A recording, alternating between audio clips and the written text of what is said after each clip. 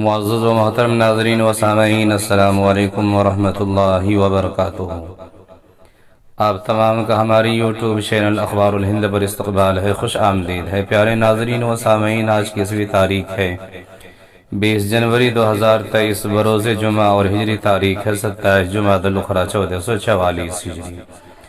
اس وقت کی بے حد ہی افسوسناک خبر لے کر دارالعلوم دیوبند کے متعلق آپ حضرات کی خدمت میں حاضر ہوا ہوں۔ پیارے ناظرین و سامعین، آگے بڑھنے سے پہلے، خبر شروع کرنے سے پہلے آپ سے ادباً گزارش ہے کہ اگر آپ چینل پر نئے ہیں تو چینل کو سبسکرائب ضرور کیجئے، ویڈیو کو زیادہ سے زیادہ شیئر کیجئے۔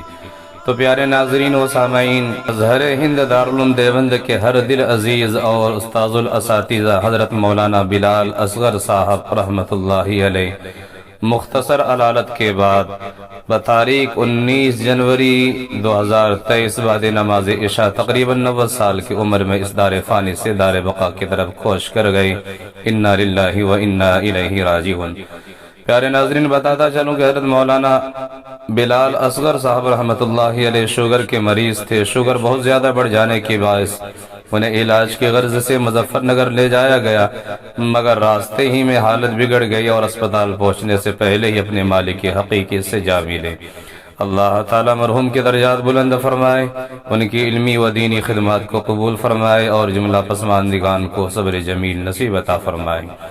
پیارے ناظرین، حضرت مولانا بلال اصغر صاحب رحمۃ اللہ علیہ شیخ الاسلام حضرت مولانا حسین احمد مدنی رحمۃ اللہ علیہ کے شاگرد رشید تھے۔ حضرت مدنی رحمۃ اللہ علیہ سے انہیں بخاری شریف کا آخری درس لینے کا شرف حاصل تھا۔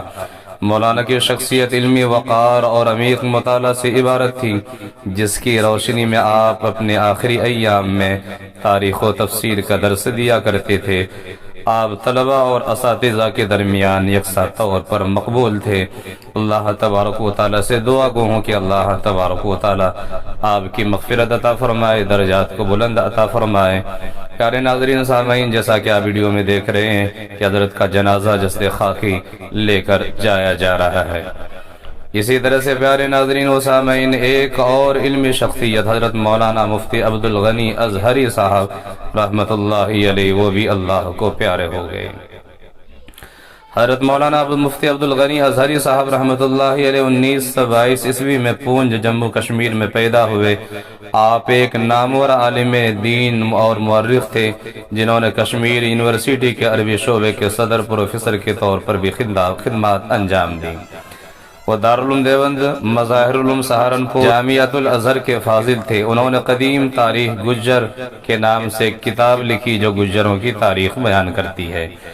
انہوں نے امام مسلم پر اپنا ڈاکٹریٹ کا مقالہ لکھا۔ دارالعلوم دیوبند میں ان کے اساتذہ میں حضرت مولانا سید حسین احمد مدنی رحمۃ اللہ علیہ، حضرت مولانا ابراہیم بلیاوی رحمۃ اللہ علیہ، مولانا اعزاز علیم امروہی رحمۃ اللہ علیہ، حضرت مولانا قاری محمد طیب قاسمی رحمۃ اللہ علیہ، اور اسی طرح سے حضرت مولانا سید فخر الدین احمد رحمۃ اللہ علیہ، اور مظاہر العلوم سہارنپور میں مولانا محمد زکریا کاندلوی رحمۃ اللہ علیہ شامل ہے۔ اللہ تبارک و تعالی ان دونوں اکابرین کی بال بال مغفرت عطا فرمائے، ان کی علمی خدمات کو قبول عطا فرما کر اللہ تبارک و تعالی جنت میں اوشا اور عالیشان محل نصیب عطا فرمائے۔ پیارے ناظرین و سامعین، حضرت مولانا مفتی عبدالغنی ازہری صاحب رحمۃ اللہ علیہ کا آخری دیدار آپ کے تلامذہ، آپ کے محبین اور متعلقین کر رہے ہیں، جیسا کہ آپ ویڈیو میں دیکھ سکتے ہیں۔